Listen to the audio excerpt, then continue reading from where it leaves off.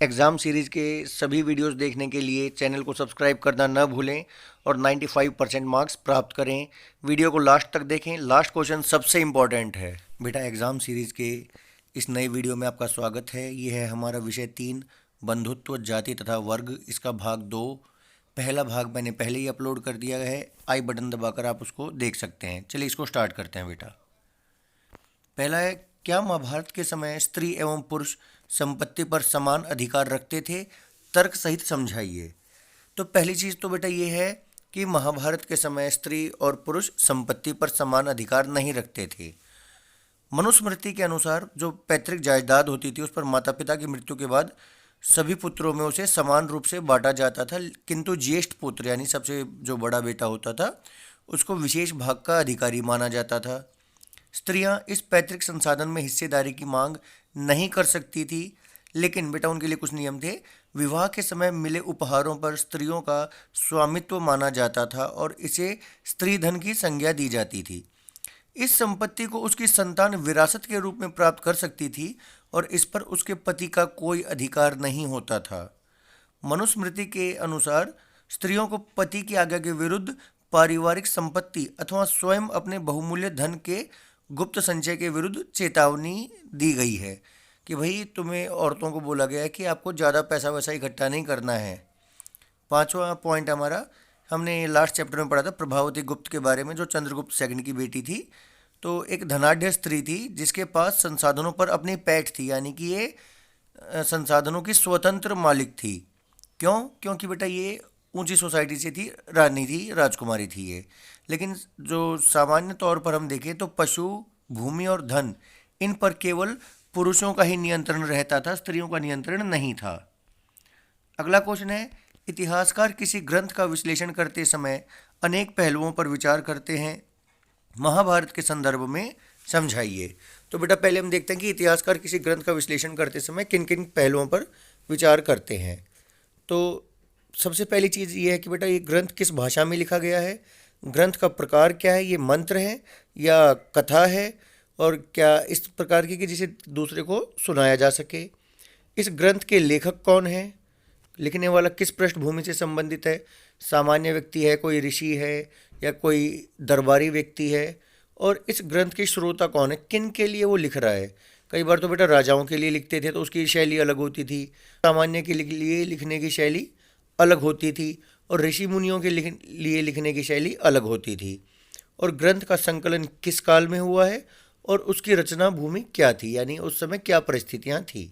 तो अब हम महाभारत के अनुसार इसको देखेंगे तो पाएंगे कि महाभारत का जिस पाठ का हमने इस्तेमाल किया है वह संस्कृत में है, लेकिन इसकी जो संस्कृत है वो वेदों तथा प्रशस्तियों से अधिक सरल है।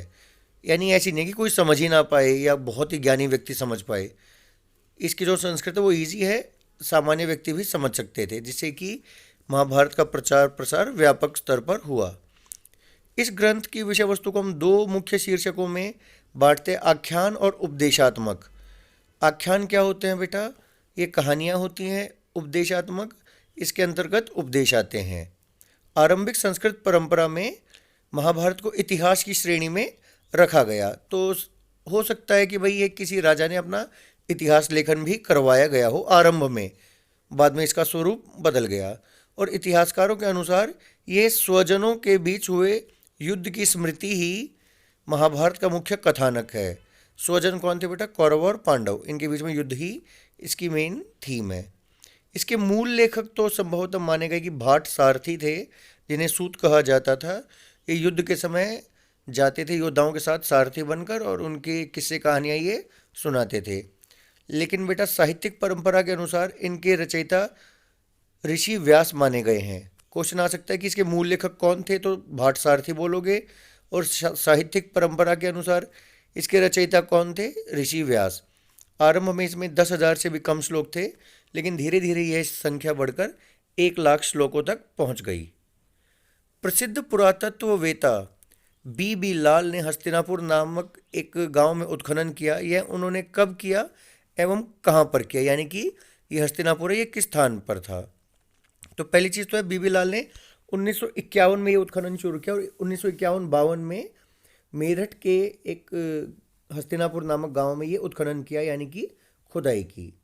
उन्हें यहाँ आबादी के 5 स्तरों के साक्ष्य मिले हैं। 5 स्तर मतलब 5 लेवल कि ये गांव है, इसमें 5 अलग अलग बार आबादियाँ आई और मिटी।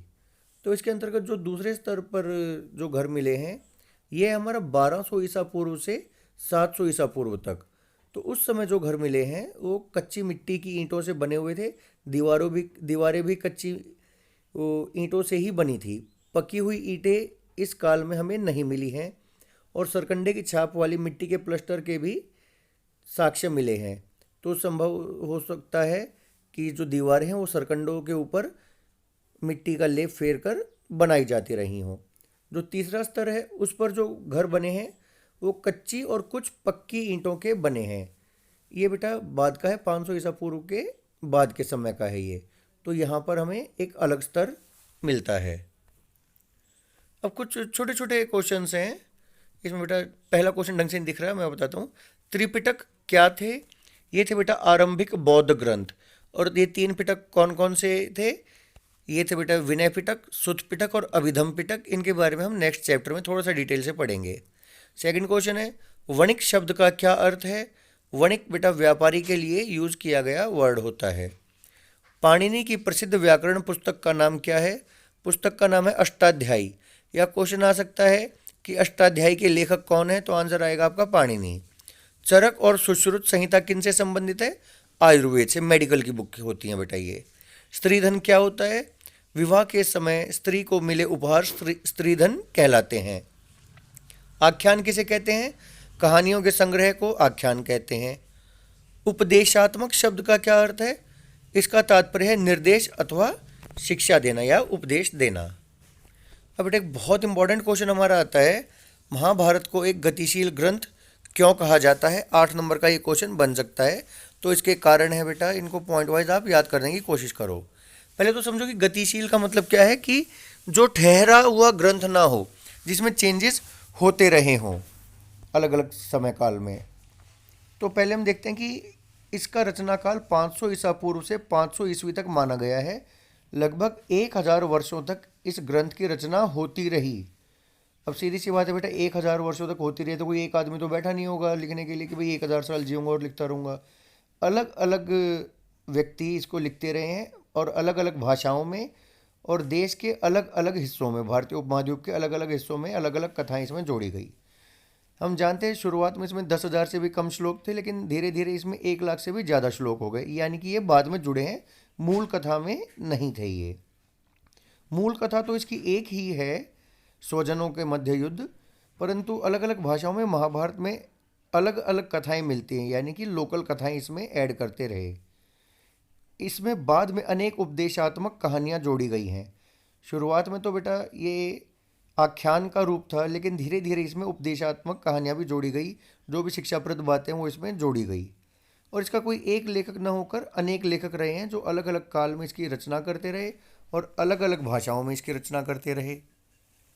अगला पॉइंट है, अनेक कहानियाँ जिनका उद्भव एक क्षेत्र विशेष में हुआ और जो किन्हीं खास लोगों के बीच में वो हिट थी, वो कहानियाँ वो सारी इस महाकाव्य में जोड़ ली गई। और समय समय पर इस महाकाव्य की मुख्य कथा की अनेक पुनर्व्याख्याएं की गई हैं, यानी अलग अलग दृष्टिकोणों से इसकी व्याख्या की गई है महाभारत की। इसके प्रसंगों को मूर्तिकला और चित्रों में भी दिखाया गया है। हम नेक्स्ट चैप्टर में देखेंगे कि महाभारत की कथाओं को मूर्तियों के रूप में भी दिखाया गया है। और इस महाकाव्य ने नाटकों और नृत्य लिखा, बेटा ये एक्चुअली नृत्य है, डांस, नृत्य कलाओं के लिए भी विषय वस्तु प्रदान की। तो इस प्रकार ये बेटा अपने रचना काल से लेकर धीरे धीरे अब तक भी इसमें कुछ ना कुछ परिवर्तन या अनेक इसकी व्याख्याएं हो रही हैं, जिसकी वजह से हम इसको गतिशील ग्रंथ कहते हैं। बेटा इसका अगर फर्स्ट पार्ट आपने नहीं देखा है तो आप प्लेलिस्ट में जाकर इसका फर्स्ट पार्ट देख लेना, और एग्ज़ाम सीरीज़ के बाकी वीडियोज़ भी नहीं देखे हैं तो उन्हें देख लेना। और इसके वीडियोज़ पाने के लिए सब्सक्राइब तो आपको करना ही है। ओके बेटा, थैंक यू।